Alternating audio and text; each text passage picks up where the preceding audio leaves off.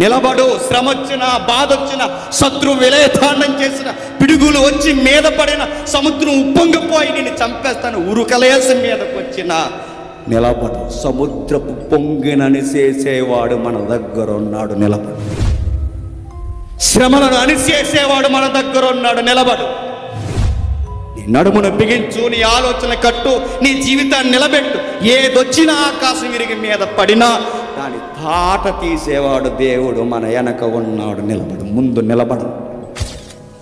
గుడారాలకు దూరి ఎక్కడకు దూరి ఎక్కడకు దూరిగా వస్తాయి, శ్రమలు వస్తాయి, బాధలు వస్తాయి, సవాళ్ళు వస్తాయి, శత్రువులు అరుస్తారు. అరనే నన్న చేతులు కట్టుకుని నిలబడు.